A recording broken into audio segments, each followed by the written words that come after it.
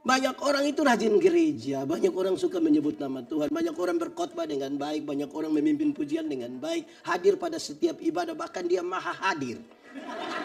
Segala ibadah dia hadir. Tapi itu orang punya sekikir tidak ada dua. Di sini ada yang sekikir, ada ikut ibadah dia, pakai baju warna sekikir sekali, tidak ada kemurahan lagi itu. Jangan coba-coba panggil dia untuk, kita mau Paskah bersama, mau Natal bersama, coba nanti kita masing-masing. Bahkan untuk Tuhan saja dia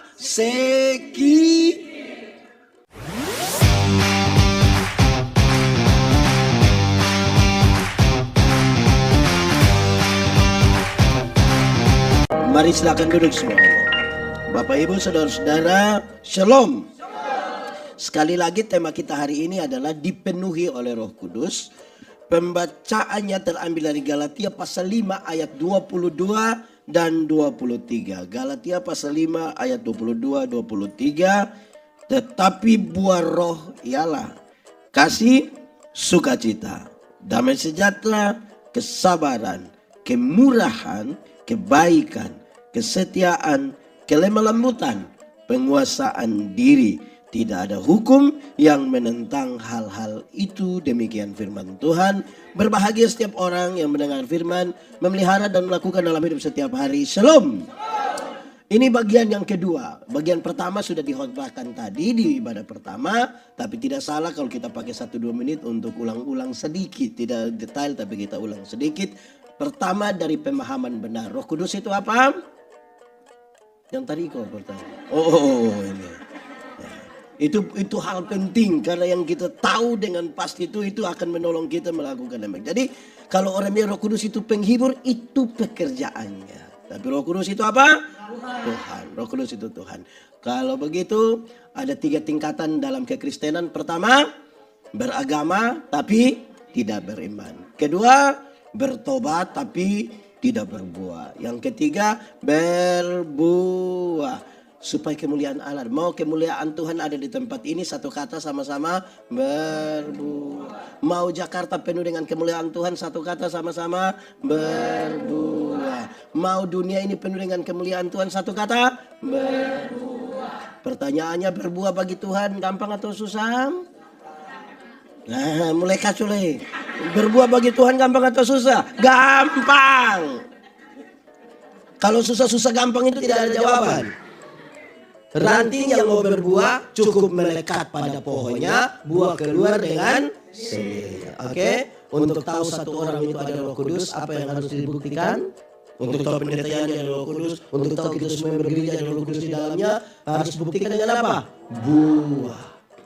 Bukan pada waktu pendeta berkhotbah berapi atau berair bukan itu. Tapi dari buah yang dihasilkan. Dari buahnya orang kenal pohonnya. Oke, tadi buah pertama itu apa?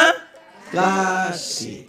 Kasih. Kita hafal sama-sama. Kasih ialah omong.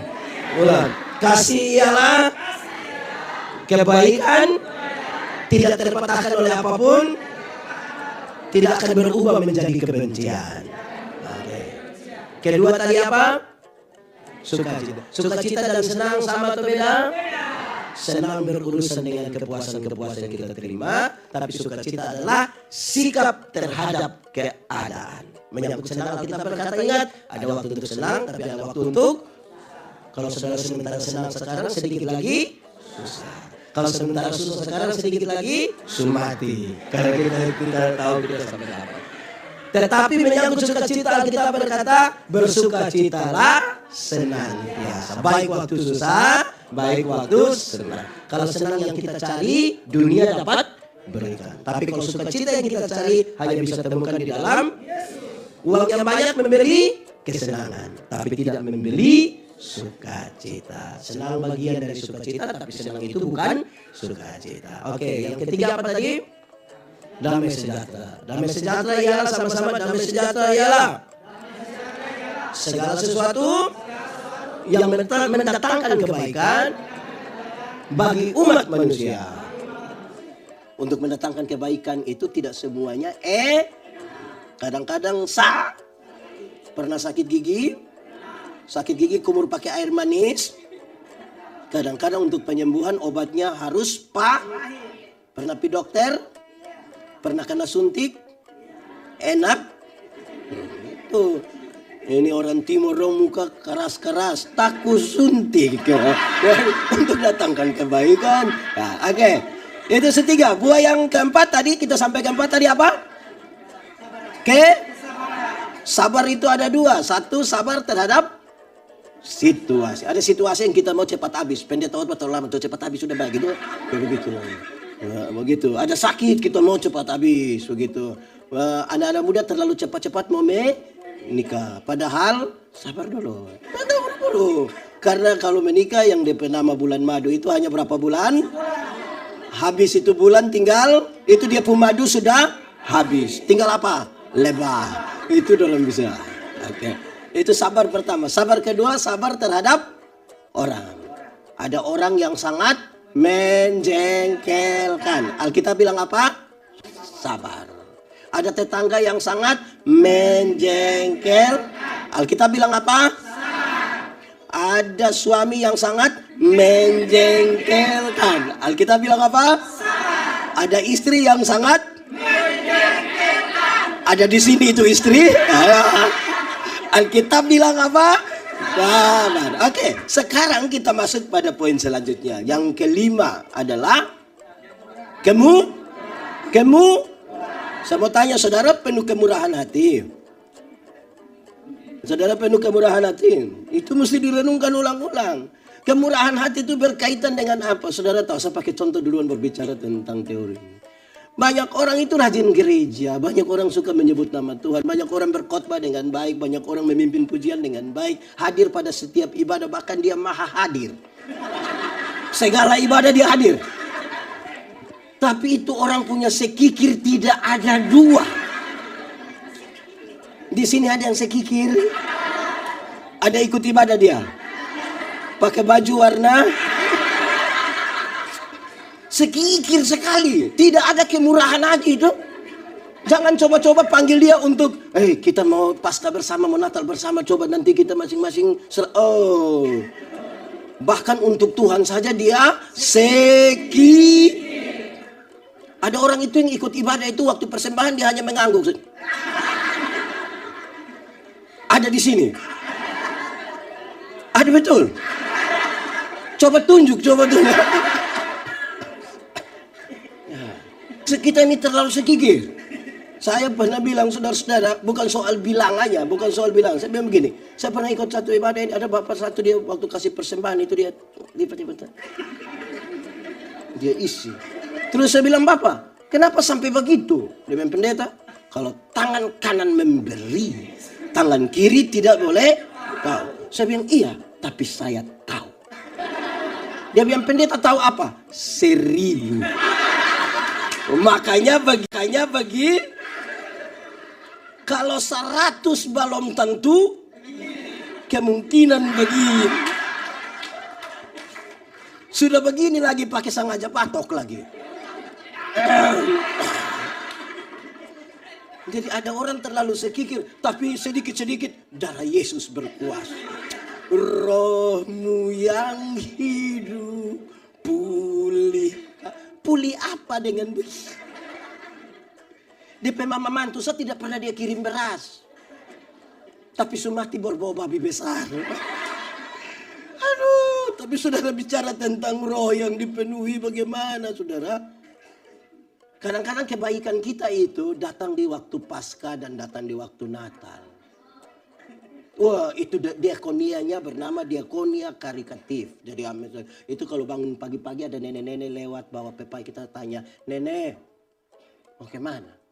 Pasar. Mari dong. Bawa apa? Pepaya. Nenek singgah sini. Sudah nenek dulu jam begini tidur sampai pasar lagi. Nenek minum apa? Terserah ibu saja. Nenek bilang, teh, kopi, bir atau wine. Nenek bilang boleh wine. Kita kasih wine satu, nenek minum satu, terus kita di dalam ambil uang nenek. Ini bayar pepaya tadi. Hari baik. Jadi ini ada beras, ada gula, ada kopi. Nenek tinggal di mana? Dia sebut satu tempat kira-kira 10 kilometer dari rumah. Nenek pulang dengan jalan kaki. Aduh, jangan. Grab. Nenek pulang, 3 hari kemudian itu nenek datang kembali. Suami yang lihat, suami bilang, Mama, kenapa? Lupa nenek sudah datang. Kadang-kadang itu nenek itu menjengkelkan. Tapi Alkitab bilang apa? Supaya kita tetap menjadi orang yang memberi. Penuh kemurahan hati. Hendaklah kamu bermurah hati. Karena Tuhan lebih duluan murah hati atas kamu. Amin kok. Murah hati itu banyak. Di dalamnya saudara bisa senyum dengan orang-orang. Jangan senyum sendiri-sendiri. Bermurah hati bisa senyum toh? Iya, murah hati. Ada 2 orang menghadap Tuhan minta karunia. Ternyata di Tuhan tinggal 2 karunia. 1 karunia memberi, 1 karunia menerima. Orang pertama cepat-cepat ambil karunia menerima. Tinggal karunia. Orang kedua garu-garu kepala diambil karunia memberi. Lewat 20 tahun kemudian, dia orang ketemu di satu perapatan jalan di lampu merah itu. Yang punya karunia memberi, dia ada duduk di atas mobil mewah, satu tanda dia sukses. Saya tidak tahu teologi sukses, kita bicara tentang poin lain. Dia tanda sukses. Yang punya yang itu hari dapat karunia menerima, dia duduk minta-minta di pinggir jalan. Waktu orang dua aku lihat begini, dia bilang, perasaan kan itu hari kau dapat karunia memberi. Kenapa sekarang kau lebih mapan dari saya? Terus saya bilang, kawan, karena Tuhan Allah tahu saya selalu harus memberi, maka kepada saya Tuhan berikan lebih. Engkau kan harus kasih di sini kan engkau tidak apa-apa, jadi ini Tuhan yang kasih. Tapi kawan ini kan karunia menerima. Jadi di mana-mana hanya bilang, tolong sedikit dulu. Yang banyak-banyak di sini lebih banyak karunia apa ini? Tidak usah omong. Renungkan saja. Jadi kalau ada roh di dalam kita itu, kita penuh dengan kemurahan. Nah ini yang harus dipakai. Sudah 5. 6 satu. 1 tadi. Kasih 2. 3. 4. 5. Ke-6. Kebaikan. Saya mau bilang pada saudara. Coba yang orang baik boleh angkat tangan. Oke mantap. Yang baik-baik saja. Oke mantap. Oke. Kebaikan itu apa? Kebaikan itu respons. Sama-sama. 1, 2, 3. Kebaikan itu respons. Tanggapan. Terhadap apa? Terhadap kasih karunia. Terhadap apa? Contoh. Anggap saja beta dengan ini anak ini. Kami 2 tidak kenal. Anggap saja kami 2 tidak kenal. Memang kami 2 tidak kenal. Terus kita dapat dia punya nomor telepon. Kita telepon dia. Kak, sebentar malam jam 12. Ketemu saya di depan mana Depan mana? Lipo. Di depan Lipo. Kira-kira dia pergi kok tidak? Tidak pergi. Oke, kita 2 tidak kenal. Dia ada dapat ayam, dia ada piara ayam 1 ekor. Kita pergi dia pun rumah. Kira-kira dia kasih saya itu ayam atau tidak? Tidak. Oke. Saya rubah pertanyaannya. Saya mau kasih dia mobil baru 1. Kira-kira dia mau ke tidak? Cuma-cuma dia mau ke tidak? Maka beta kasih dia mobil 1. Toyota Alphard. Waktu dia dapat dengan cuma-cuma, ada perubahan perilaku dari dia ke saya tidak? Saya telepon jam 12 malam datang ke tidak? Tapi dia rumah ada ayam 1 dia kasih ke tidak? Kenapa tiba-tiba dia baik begini? Kenapa tiba-tiba dia baik? Karena dia telah mendapatkan sesuatu yang cuma-cuma lebih duluan dari saya. Kebaikan menjadi respon. Setiap orang percaya yang dipenuhi oleh Roh Kudus paham bahwa kalau keselamatan itu dia dapat dengan cuma-cuma dari yang Tuhan kasih, kebaikan itu dia berikan apa ada saja. Tanpa dipaksa. Tidak disuruh. Dia melakukan. Kan dia tahu Tuhan lebih dahulu. Hendaklah engkau berkasih kasihan. Kenapa? Tuhan sudah lebih dahulu. Tuhan sudah lebih duluan. Melakukan itu. Kita bukan melakukan kebaikan supaya kemudian kita dapat penghargaan khusus. Kita melakukan kebaikan karena Tuhan telah lebih dahulu melakukan sesuatu bagi kita. Kita tidak bisa balas itu kebaikan Tuhan. Dan kebaikan kita buat Tuhan. Terima kasih banyak Tuhan sudah lakukan ini. Saya hanya bisa lakukan ini bagi saudara saya. Tapi ini yang bisa saya lakukan. Amin kok. Ini masih orang baik semua. Kenapa kayak agak turun dia pun suara jadi. Kebaikan itu respon terhadap kasih karunia. Kalau saudara paham betul tentang kasih karunia. Pemberian yang cuma-cuma dari Tuhan Allah. Wah, itu tuh sesuatu yang kemudian membentuk kita untuk melakukan sesuatu dengan baik. Saudara, saya mau tanya dulu.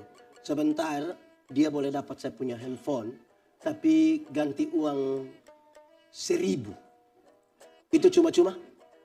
Kalau saya kasih dia handphone, dia kasih uang 1.000. Cuma-cuma? Cuma-cuma atau tidak? Tapi kan hanya 1.000. Tetap bayar. Oke, tidak usah bayar, tapi tolong tutup pintu saja. Dapat handphone 1. Cuma-cuma? Tapi kan tidak bayar. Tetap ada jasa toh. Yang disebut cuma-cuma itu begini. Ambil saja. Itu namanya cuma-cuma. Kasih kembali. Kasih kembali. Maksudnya yang bisa lakukan itu hanya Tuhan. Dan kemudian ketika kita berespon terhadapnya, kita lakukan itu dengan sebuah sukacita, betul. Dari kebahagiaan kan kita melakukan sesuatu, bukan pencitraan. Saudara-saudara, kita punya motivasi yang sedikit beda mungkin, sedikit berbeda. Tapi saya mau bilang, ada orang yang suka pergi ke kampung-kampung bagi makanan lah, kira-kira begitulah. Mie. Terus dia foto bertulis, indahnya berbagi bersama Yesus. Muat di media sosial tidak apa-apa juga. Tapi kalau bersama Yesus jangan bagi mie dong. Sapi. Bersama Yesus go Indomie. Iya tuh. Kalau kita sendiri ya Indomie, kalau dengan Tuhan yang lebih banyak sedikit. Maksudnya mungkin ada orang yang ingin supaya kita bersama-sama gitu. Motivasi kita beda-beda. Tapi saya mau bilang bahwa kebaikan itu mesti hati-hati. Kenapa? Ingat, tidak semua senyum tulus. Amin. Kita datang, kita bilang, Shalom. Shalom. Kita lewat pernah bilang,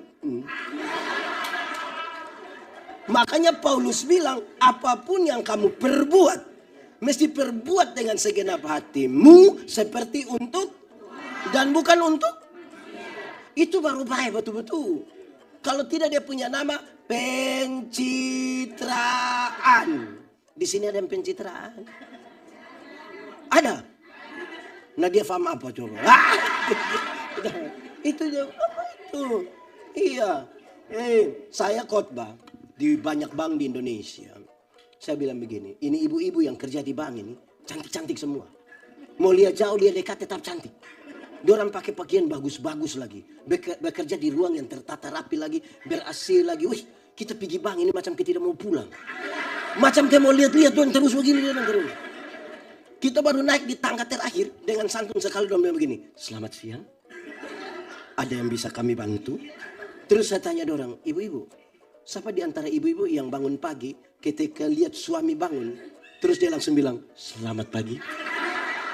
Ada yang bisa kami bantu?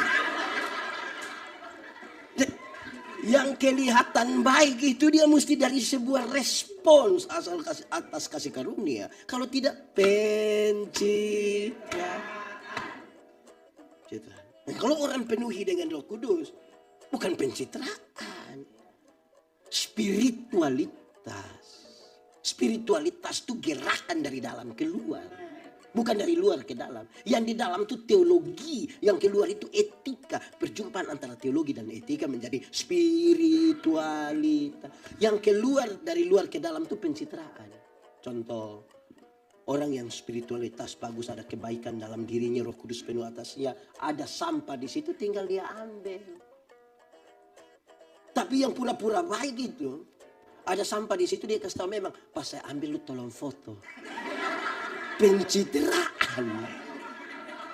Di sini ada begitu. Nah itu repot. Jadi kalau mau baik-baik saja. Kebaikan tidak boleh ada alibi. Tidak boleh ada alasan untuk, pokoknya kalau mau baik-baik saja. Titik. Kalau sampai ada alasan-alasannya, karena Tuhan lebih duluan baik untuk saya. Kebaikan. Seberapa? 1, 2, 3, 4, 5, ke-6, 7, ini setia-setia semua? Luar biasa saudara punya amin ini. Setia-setialah, setia sampai mati. Seperti siapa? Mau setia sampai kapan itu? Apa? Untuk apa? Karena itu mau setia sampai kapan? Baik, saudara, kesetiaan itu komitmen terus menerus. Dari sehari demi sehari demi sehari. Kesetiaan itu berkaitan dengan komitmen pribadi, orang lain, dan juga Tuhan. Kesetiaan itu sebuah kesadaran. Kesetiaan itu bukan mematikan rasa untuk apa? Sadar. Saudara mau rajin gereja toh? Mau setia kan? Sadar. Malam minggu jam mabok sampai pagi. Sadar. Ya. Ada juga mabok sampai pagi. Apa yang naik di pantai itu? Oh ikan. Jadi sebuah kesadaran. Ingat, sadar. Bisa kesetiaan itu kesadaran. Nah, saudara, kesetiaan. Ada satu istri bilang pada dia suami begini. Bapak sudah tidak setia lagi. Bapak sudah tidak seperti yang dulu lagi. Bapak sudah berubah. Mama kenapa omong papa begitu? Memang papa berubah. Coba mama bilang papa berubah di mana? Dulu sedikit-sedikit papa sudah ajak mama makan. Salome. Dulu sedikit-sedikit papa sudah ajak mama beli pakaian. RB. Dulu sedikit-sedikit papa datang, papa bilang, mama, tutup mata. Sekarang papa sudah tidak begitu, papa sudah berubah. Terus suaminya bilang begini, mama, coba mama pikir baik-baik. Nelayan mana? Nelayan mana yang kalau sudah dapat ikan dia masih buang umpan? Dia punya istri. Oh jadi selama ini papa hanya umpan-umpan mama. Selama ini papa pikir mama ikan. Malam mau tidur dia punya istri masuk kamar kunci pintu kasih mati lampu. Suami datang mau buka pintu begini tidak bisa. Mama, iya buka pintu. Tidak. Mama, yuk tidur di luar. Mama kenapa mama buat papa begini? Kita dua kan suami istri. Jangan bikin papa begini. Dia pun istri bilang bapak. Coba bapak pikir baik-baik. Nelayan mana? Nelayan mana yang mau tidur dan dia pun ikan? Ini masih setia semua kok? Masih betul-betul? Tentang suami istri, kemarin kita di mobil bercerita dengan Pak Dokter. Saya bilang begini, saya kadang-kadang ragu kesetiaan orang-orang Jakarta ini. Lebih banyak di jalan. Keluar pagi 4:30 subuh. Di kantor pulang sudah jam 8 malam. Nggak mungkin cerita jam 8 sampai jam 4:30 subuh kan? Paling 2-3 jam. Ada yang suka ketemu, bukannya buat cerita. Masing-masing pegang di HP. HP berhasil mendekatkan yang jauh dan menjauhkan yang... Hari Minggu begini habis gereja kan dong singgah makan. Pergi bukan baca cerita. Pergi masing-masing.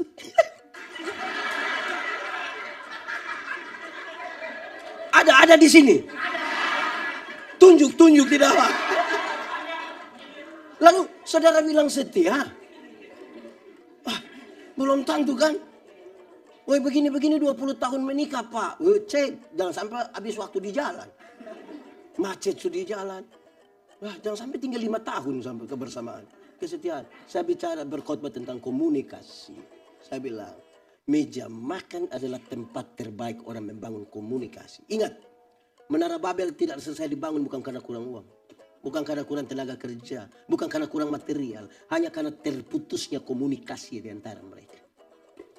Tempat komunikasi terbaik itu meja makan. Saudara tahu bahwa siapapun ketika dia membangun hubungan dengan orang lain, memutuskan untuk berrelasi dengan orang lain, maka komunikasi adalah kata kunci. Kata kunci. Nah, kalau meja makan menjadi tempat, coba saudara cek, pernah makan sama-sama suami istri bicara apa? Saya punya video saat saya bilang begini. Di meja makan itu bapak bisa tanya mama. Mama, yo, kenapa ini sayur garam semua? Ya toh? Terus istri bilang, aduh sayang, minta maaf sayang. Tadi waktu mama tumis ini sayur, mama terlalu ingat papa. Jadi mama pikir papa garam itu yang mama ambil taruh-taruh. Yang penting komunikasi itu jalan toh. Di meja makan itu, yang papa bisa tanya ya anak-anak. Laki-laki, di sekolah dapat berapa tadi? Tadi kakak dapat 10 bapak. Kau macam bapak sekali. Bapak juga dulu begitu, pintar. Tanya yang perempuan. Yang perempuan di sekolah dapat berapa? Papa, tadi matematika susah. Jadi kakak dapat 3. Aduh, kau macam mama pun keturunan ya. Tapi ya intinya komunikasi. Masa setia tanpa komunikasi? Komunikasi ada bye-bye. Ada bye-bye. Saya mau tanya loh yang berkeluarga. Yang belum menikah tidak usah renungkan ya. Tidak usah. Saudara pikir lewat begitu. Saya mau tanya dulu. Terima kasih itu baik atau tidak? Terima kasih baik atau tidak? Yakin? Yakin saja atau yakin sekali? Berarti terima kasih itu baik toh? Oke, kalau gitu saya mau tanya. Siapa yang pagi-pagi ibu siap sarapan? Istri siap sarapan terus dia bilang, Ma, terima kasih. Ada?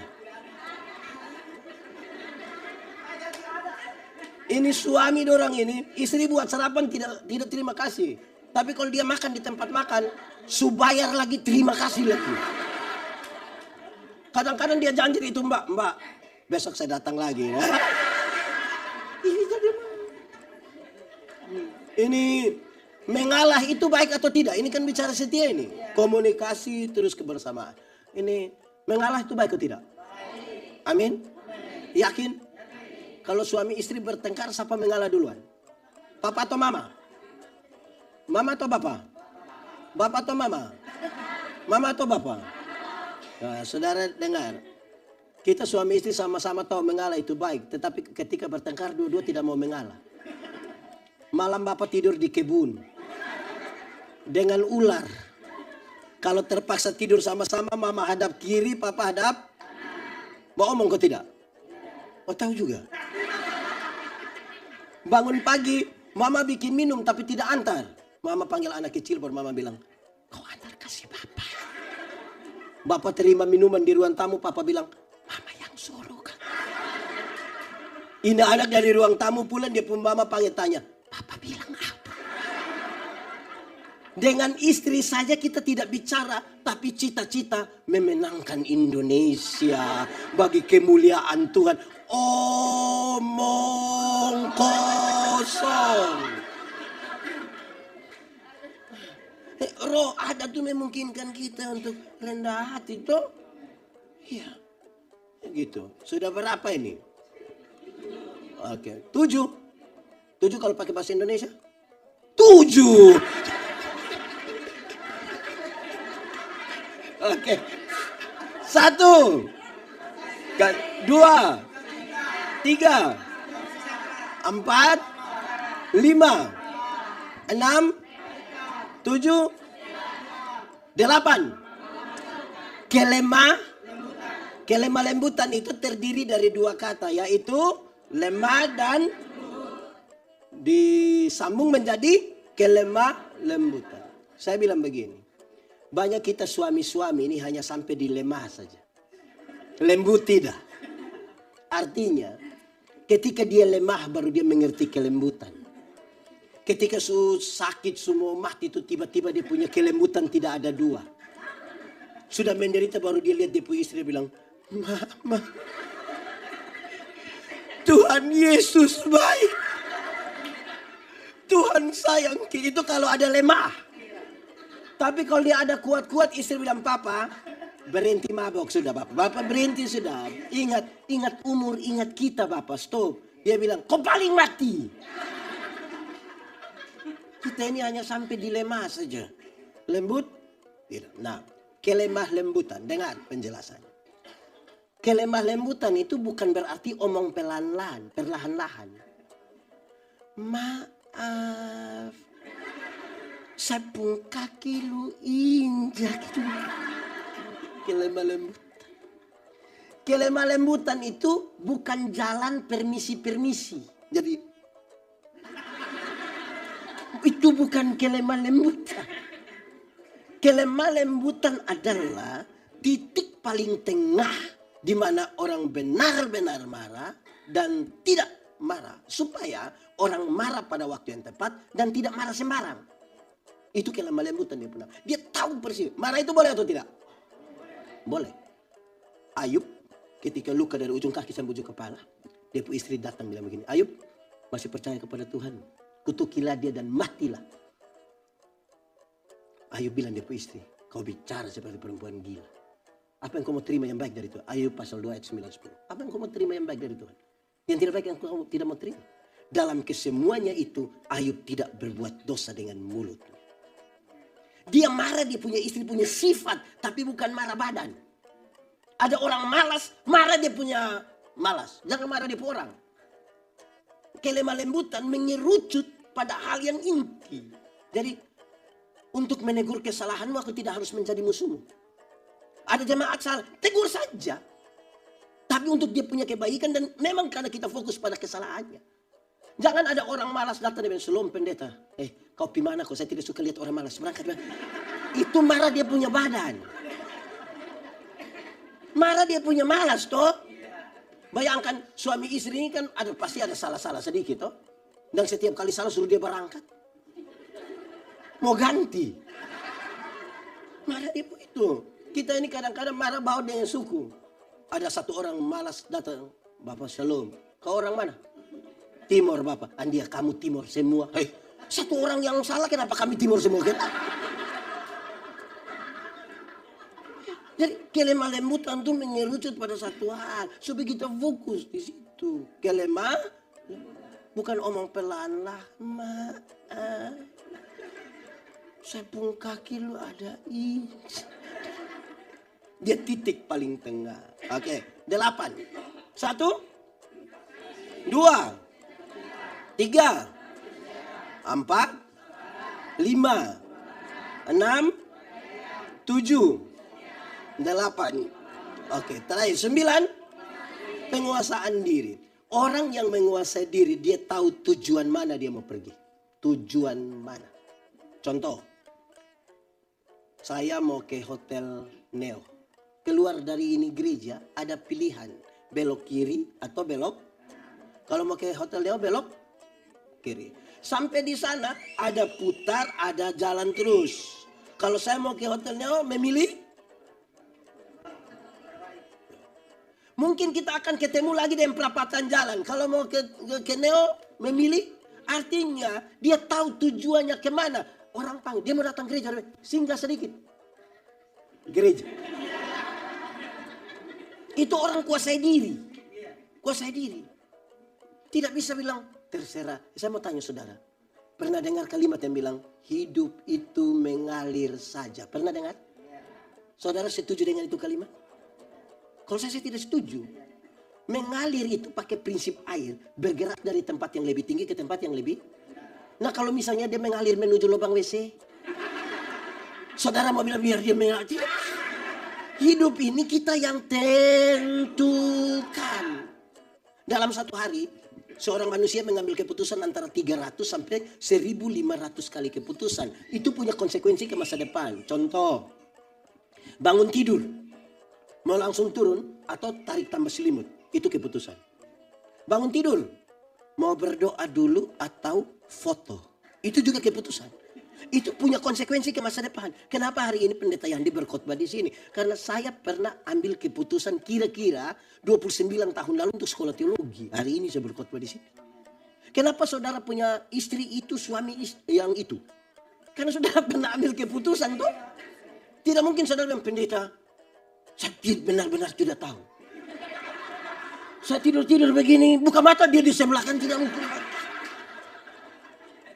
Jadi menguasai diri itu tahu kita punya keputusan tuh. Orang yang tidak ambil keputusan, orang tua dulu bilang begini, dengar. Kau bilang begini. Di satu waktu yang sama kamu buru rusa 2 ekor sekaligus. Tidak akan dapat dua-dua. Harus ambil keputusan. Kejar yang jantan atau yang dua-dua jantan.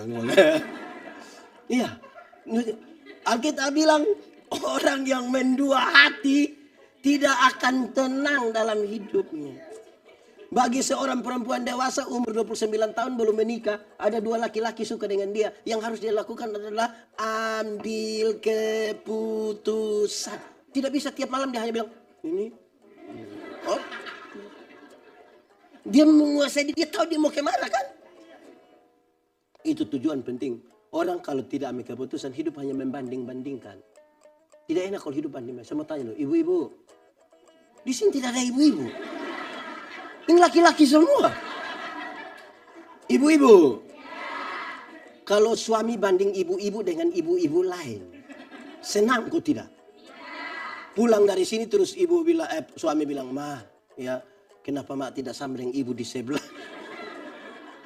Pindah di sebelah kan dia bilang begitu. Jadi saudara tahu, penguasaan diri itu berkaitan dengan kita tujuan. Jadi pastikan saudara ini ada tujuan kok tidak. Ada tujuan kok tidak. Itu paling penting. Kuasai diri. Saudara kalau tujuan datang ke gereja misalnya. Datang buat apa saudara? Saudara datang ke gereja tujuannya apa? Karena di gereja ini banyak orang datang punya tujuan sendiri. Kami di kampung itu pasar 1 minggu 1 kali. Pasar mingguan. Kesempatan ada yang beli baju merah, rok kuning, sendal hijau. Nah, dia mau pakai pergi di mana coba? Satu-satunya tempat untuk berkumpul itu hanya gereja. Kalau tujuannya dia datang supaya orang lihat dia pembaktian. Oh itu nanti ada saja gerakan untuk orang lihat baju merah, rok kuning, sendal. Undangan syukur. Pernah terima undangan syukur? Orang tanya tujuan pergi untuk apa? Kalau yang mau pergi untuk ikut ibadah, dia akan tempo-tempo soalnya. Tapi kalau tidak untuk ibadah, biar di sebelah situ dia punya tempat ibadah, rumah di sini. Istri bilang, Papa, mari. Dia bilang, masih ibadah. Coba saudara bayangkan kalau dia pergi ke pesta hanya untuk bungkus makanan. Tujuan itu bungkus makanan. Saudara kan bisa lihat dia persiapan dan gerakan. Persiapannya dia siap kantong kah atau apa, tas agak besar kah. Terus mulai deka-deka waktu jam makan kan dia mulai. Penguasaan diri itu berkaitan dengan orang yang tahu tujuannya. Saudara mesti pastikan, saudara tujuan apa? Tujuan itu apa? Nah, 9. 1, 2, 3, 4, 5, 6, 7, 8, 9. Saudara lihat, saya dan Pak Gideon. Pak Gideon atau Pak Ferry? Oh, sudah, satu nama saja.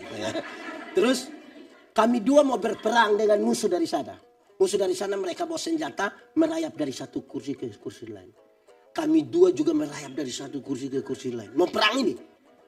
Dalam kondisi begitu tiba-tiba saya injak Pak Ferry punya sepatu. Menurut saudara Pak Ferry marah saya atau tidak? Marah atau tidak? Marah atau tidak? Tidak akan. Tidak akan. Kenapa? Karena kami lagi fokus.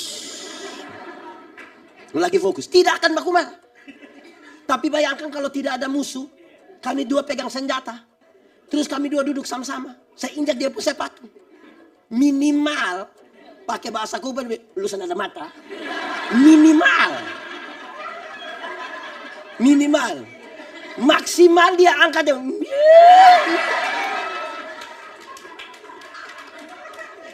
Orang fokus pada tujuan, tidak ada waktu untuk bertengkar. Tidak ada. Tidak ada waktu untuk iri hati. Di sini ada yang tahu iri hati? Angkat tangan yang iri hati. Iri hati ialah lebih baik saya rugi, asal engkau rugi lebih banyak. daripada saya untung, tapi engkau untung lebih banyak. Maksudnya begini. Ada dua orang yang suka iri hati, dorang dua berdoa kepada Tuhan.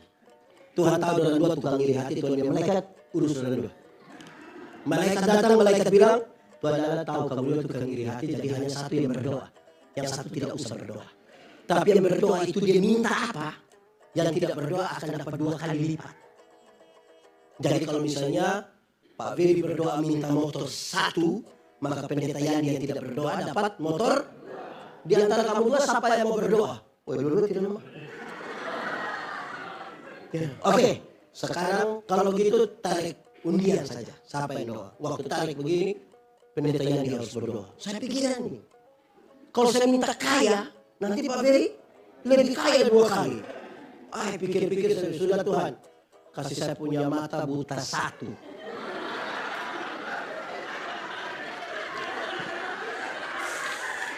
Kalau pendeta Yani buta 1, Pak Ferry buta 1 rugi atau tidak? Tidak rugi. Mari saya kasih buta 1. Buta 1 rugi kok tidak? Tapi lebih senang lihat orang buta 2. Iri hati. Dia pulang dari sini, ada orang bawa motor hampir tabrak dia silih sedikit lewat 20 meter, itu orang jatuh bruk. Kita bilang apa? Mampu. Cek begini dia pun bapak yang jatuh. Senang sekali lihat orang susah dan susah sekali lihat orang iri hati. Rugi, tapi lebih suka rugi lihat orang lain rugi lebih banyak. Nah, sekarang saudara lihat 5 hal itu disebut unsur. Disebut apa? Mangga, buah mangga, tahu? Terdiri dari kulit, isi, dan biji. Menjadi mangga. Menyatu toh? Buah roh itu 1 dengan 9 unsur di dalamnya. Bukan bilang, siapa punya mangga yang, dia bilang, mangga di Jakarta tuh luar biasa. Dia punya kulit di sini, isi di situ, daging di situ. Itu mangga gila. Buah itu 1 dengan 9 unsur. Jadi saudara tidak bisa bilang bahwa dari 9 itu 4 saya sudah, tinggal 5. Tidak begitu. 1 paket. Sama-sama 1, 2, 3. 1 paket. Jangan bilang tinggal 5. Baik. Sekarang caranya. Saya akan bicara 2 hal. Semoga saudara terganggu di sini. Pertama, kan kita butuh ada Roh Kudus. Kan temanya dipenuhi oleh Roh Kudus. Pertanyaan paling penting, lalu bagaimana kita dipenuhi dengan Roh Kudus? Hanya ada 1 kata. Tapi saya urai dia dalam kalimat, baru saudara catat itu kata. Yaitu, menjaga kekudusan. Menjaga apa? Tuhan Allah yang kita sembah, Tuhan yang kudus. Yang suci. Yang kudus tidak dapat bersatu dengan yang tidak kudus. Yang gelap tidak dapat bersatu dengan yang terang. Tanggalkanlah kasutmu sebab tempat di mana engkau berdiri itu kudus. Mari kita lanjut sedikit. Salah satu poin yang mesti dipakai untuk menjaga kekudusan, saya bilang salah satu, adalah pengampunan. Sama-sama 1, 2, 3. Pengampunan bukan melupakan masalah. Tapi pengampunan adalah pembebasan diri. Menyambut itu orang, menyambut dia punya kesalahan. Sambil siap, besok dia bikin kesalahan baru. Berapa kali harus mengampuni? 7 kali, 70 kali, bukan soal 490 kali. Angka 7 selalu berkaitan dengan kesempurnaan. Mengampunilah terus menerus sampai sempurna. Kenapa? Karena tiap hari kita ketemu dengan orang. Siapa yang punya tugas memuaskan kita? Coba kasih tahu saya. Menjengkel. Makin banyak orang yang kita ketemu makin punya potensi jengkel. Kalau engkau tidak punya pengampunan, tidak bisa. Kenapa saya pakai poin pengampunan untuk menjelaskan tentang kesucian? Pada waktu kita tidak mengampuni, rasa balas dendam itu ada di hati. Kepahitan ada di hati. Energi negatif ada di hati. Betul? Tolong kasih tahu saya, Roh Kudus mana dapat bersatu dengan orang yang penuh kepahitan? Coba bilang saya. Roh Kudus mana mau menyatu dengan mereka yang punya potensi negatifnya tinggi sekali. Roh Kudus mana mau menyatu dengan mereka yang amarahnya meluap-luap ingin membalas dendam.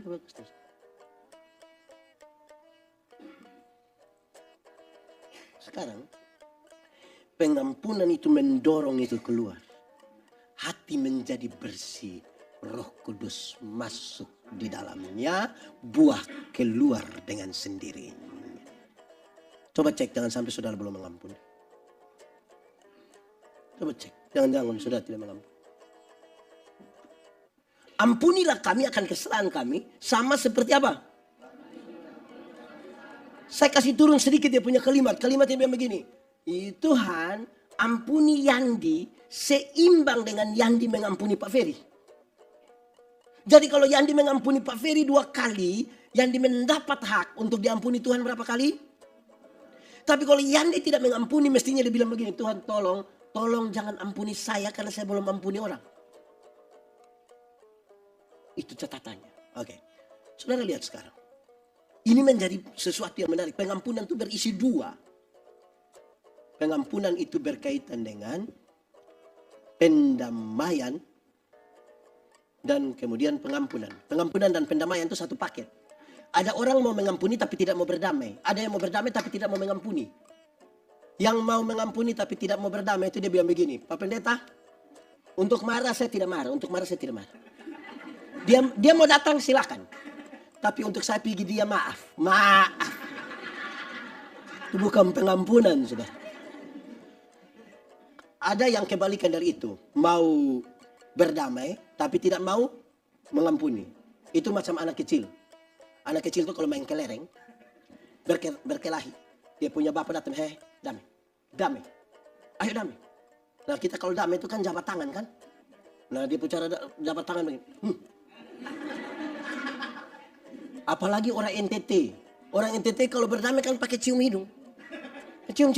Ini engkau saudara ini. Besok engkau susah bukan kelereng yang bantu, tapi saudara yang bantu.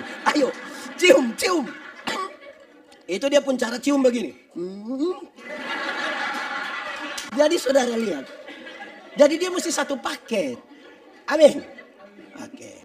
Itu dulu. Supaya pastikan bahwa hati kita ada apa kau tidak. Saya mau tanya saudara. Gelap dan terang bisa bersatu? Orang di gelap bisa lihat orang di terang? Bisa. Orang di terang bisa lihat orang di gelap? Lalu kenapa kadang-kadang orang sudah di terang dia kembali ke gelap? Karena dia suka begini. Apa itu? Di sini ada yang suka ngintip. Kalau dia suka begini sedikitlah dia bilang.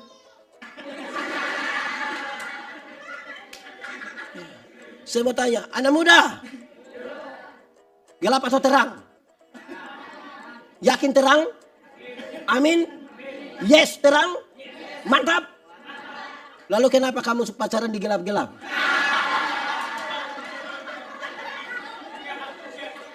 Tidak hanya tanya, kita juga tidak ada maksud apa. Hanya tanya. Oke, masih ada 5 menit. Boleh 5 menit. Oke, saya tambah satu yang harus mengganggu saudara. Terus kita bicara tentang menyembah Tuhan dalam roh dan gitu kan? Nah, saudara, percakapan tentang menyembah Tuhan dalam roh dan kebenaran itu percakapan antara Tuhan Yesus dan perempuan Samaria. Percakapan terjadi di sumur Yakub itu dengan sebuah percakapan yang luar biasa ketika perempuan itu tahu bahwa Yesus orang Yahudi dan dia bilang begini, nenek moyang kami menyembah Tuhan di gunung Gerizim, tetapi kamu menyembah Tuhan di Yerusalem karena ada bait Allah. Sebenarnya yang betul yang mana? Tuhan bilang begini, kamu menyembah apa yang tidak kamu kenal, tapi kami menyembah apa yang kami kenal. Tapi Yesus menjelaskan sesuatu yang menarik sekali berkaitan dengan prinsip orang Yahudi yang menyembah hanya karena syariat. Waktu dia menghafal pengakuan iman, dia hafal begitu. Aku percaya kepada Allah Bapa yang Maha Kuasa Pencipta. Tapi itu tidak dari hatinya. Sementara yang di Gunung Gerizim tidak tahu dia menyembah kepada siapa. Tadi penuh emosi untuk menyembah. Tuhan menjawab sesuatu yang lebih. Akan tiba waktunya dan sudah tiba waktunya. Allah itu roh. Kamu tidak akan menyembahnya di Gunung Gerizim. Kamu tidak menyembahnya di Yerusalem. Kamu menyembahnya dalam roh dan kebenaran. Tidak bisa ada lagi satu tempat yang mengurung Allah di situ. Tidak ada satu tempat, bukan di Yerusalem, bukan di Gerizim, tapi kamu menyembahnya dalam roh dan kebenaran. Mari kita ulas 5 menit cepat saja. 1, roh dan kebenaran. Roh itu lawannya kedagingan. Saudara tidak boleh datang menyembah Tuhan dalam kedagingan.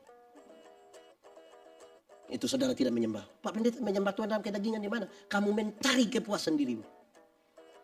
Mari pendeta yang kotor. Kedagingan. Kedagingan. Nanti saya jelaskan lebih. Kebenaran lawannya kemunafikan. Saudara tidak bisa datang menyembah Tuhan dalam kemunafikan. Tahu munafik? Coba angkat tangan yang munafik. Tidak ada. Wih, orang di sini orang baik-baik semua. Sedikitlah dunia kiamat di sini. Munafik itu di muka omong lain, di belakang. Di muka manis sekali, di belakang. Saudara, kemunafikan itu harus ditembus. Dia pun cara, dia pun contoh gini. Ada orang memisahkan sekali antara hari Minggu dan hari Senin. Di hari Minggu itu orang menyembah Tuhan habis-habisan. Hari Senin dia gila. Sampai Sabtu. Terus Minggu dia datang lagi dalam. Wih. Kemunafikan. Nah, bagaimana menjelaskan lebih. Supaya kemudian ini mengganggu kita dan kita pakai dalam ibadah dan kehidupan kita. 1. Menyembah Tuhan dalam roh dan kebenaran. Itu sebuah respon iman, bukan reaksi emosional. Respon iman, bukan reaksi emosi. Respon iman itu begini. Ada orang punya papa meninggal. Sedih. Orang yang datang bertanya, apa yang saya imani tentang kematian? Dia merenungkan yang dia imani tentang kematian dan dia menemukan. Mati bukan akhir dari segala sesuatu. Mati adalah tempat di mana kita diubah dari tubuh yang dapat binasa ke dalam tubuh yang tidak dapat binasa. Supaya kita bersama-sama dengan Kristus dalam kekekalan di surga. Berdasarkan keyakinan iman begitu. Dia kemudian menyanyi. Sabar dalam susah sukarmu. Sabar. Tuhan ada sertamu. Sabar. Sabar. Beri kuat pada. Itu respon iman. Supaya kalau saudara ada masalah, saudara bertanya, apa yang saya iman? Apa yang saya iman? Respon iman begitu. Kalau reaksi emosional, orang ada sedih-sedih begitu. Dia datang, dia bilang, nanti saya satu lagu pada waktu pemakaman.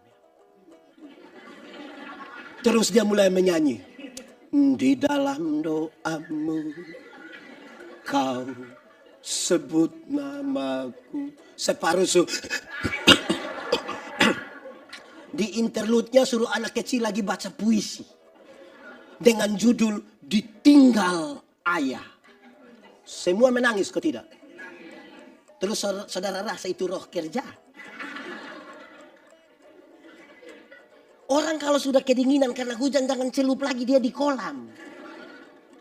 Kita paling suka buat orang menangis-menangis ini. Kalau saudara hanya ingin menangis, nonton film Korea. Bahwa kalau sebuah respon iman saudara menangis oke. Tapi jangan pikir itu dulu. Kedua, mulai 2 poin cepat-cepat. Menyembah Tuhan dalam roh dan kebenaran. Kepuasan manusia tidak boleh lebih penting dari kemuliaan Allah. Saya khotbah habis hari ini, saudara puas atau tidak puas tidak penting. Yang penting kemuliaan Allah dinyatakan. Tahun depan saudara mau undang saya datang lagi ke sini, tidak penting. Yang lebih penting adalah kemuliaan Allah dinyatakan. Kenapa? Karena banyak jemaat pergi mencari kepuasan, bukan kemuliaan. Banyak jemaat itu bergereja cari kepuasan. Apalagi di Jakarta gereja bagi banyak. Dari sini minggu depan dia di situ. Saya mau tanya saudara dulu. Ada ibu-ibu yang ada misalnya dia rawat bunga-bunga hias di rumah ada? Ada kok. Saya tidak minta ngomong, saya tidak apa-apa. Ada kok? Ada bunga bagus-bagus kah? Nanti diskusi dengan itu ibu. Diskusinya begini. Coba tanya, itu ibu berapa tahun sekali kasih pindah pot? Kalau tiap minggu dia kasih pindah pot, itu bunga mati. Mati. Bertumbuh itu harus keputusan. Kita mau bertumbuh di mana? Bertumbuh di mana? Jadi saudara ada ikut ibadah tapi cek. Jangan sampai saudara mencari kepuasan bukan kemuliaan. Hati-hati. Ketiga. Kan kita bicara kepenuhan roh ini. Kepenuhan roh. Ketiga, saudara. Menyembah Tuhan dalam roh dan kebenaran. Tuhan Allah menjadi satu-satunya pusat. Satu-satunya pusat. Bukan pengkhotbahnya, bukan WL-nya, bukan pemain musiknya, bukan ornamen apapun dalam gereja. Tuhan menjadi satu-satunya pusat. Pada waktu saudara geser Tuhan bukan lagi pusat, saudara tidak sementara menyembahnya dalam roh dan kebenaran. Terakhir. Itu 3 habis, ini terakhir bagian lain. Saudara tahu, banyak orang merasa kalau dia kepenuhan roh itu dia mesti jatuh lah, mesti berbahasa roh lah. Saya bilang pada saudara, bahasa roh adalah salah satu tanda. Salah satu tanda, bukan satu-satunya tanda. Salah satu. Ada satu orang protes saya ketika dia bilang, Pak Pendeta, kita kalau dapat roh itu, kita jatuh Pak. Saya kasih tahu dia, berarti Pak tidak ada roh. Kenapa pendeta bilang saya begitu? Ya karena Pak tidak jatuh. Kalau tiap saat Pak jatuh, kapan Pak menikah? Kapan Pak kerja? Saya pakai satu ayat. Bukan satu ayat, 5 ayat. Supaya saudara lihat bahwa ternyata jangan kita berpusat pada satu-satunya tanda, kita lupa tanda yang lain. Mari kita buka kitab Keluaran pasal 31 ayat 1 sampai ayat yang ke-5. Sudah?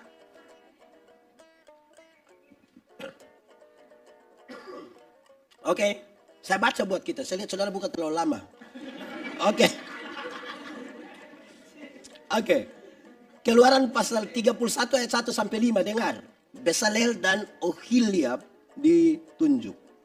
Berfirmanlah Tuhan kepada Musa, lihat, telah kutunjuk Bezalel bin Uri bin Hur dari suku Yehuda, dan telah kupenuhi dia dengan roh Allah, dengan keahlian dan pengertian dan pengetahuan dalam segala macam pekerjaan, untuk membuat berbagai rancangan supaya dikerjakan dari emas, perak dan tembaga, untuk mengasah batu permata supaya ditata, untuk mengukir kayu, dan untuk bekerja dalam segala macam pekerjaan. Ini salah satu teks di mana orang-orang pertama yang Tuhan penuhkan mereka dengan Roh Kudus. Untuk apa? Bekerja secara profesional. Supaya waktu dia jaga toko dengan kepenuhan roh. Jangan sampai dia di sini dia bilang haleluya, dia punya harga halilintar. Jangan sampai dia kerja di orang punya apa. Dia kerja begini, kalau mandor jaga dia semangat. Mandor pulang dia bikin pengucapan syukur. Itu tidak ada roh. Mereka yang dipenuhi oleh Roh Kudus supaya bekerja profesional dengan baik. Hari ini masih banyak orang Kristen mengarahkan kepenuhan Roh Kudus hanya dengan tanda-tanda yang berbahasa roh lain. Salah satu tanda. Tapi jangan mengabaikan tanda yang lain dong. Orang yang dipenuhi oleh Roh Kudus yang dikatakan pertama-tama dalam Alkitab, bekerja profesional. Sanggupkah tidak kita bekerja profesional di bidang kita? Kalau tidak kita habiskan itu di gereja. Tidak ada hubungan antara hari Minggu dan hari Senin. Selamat terganggu, Tuhan memberkati kita. Kita tutup.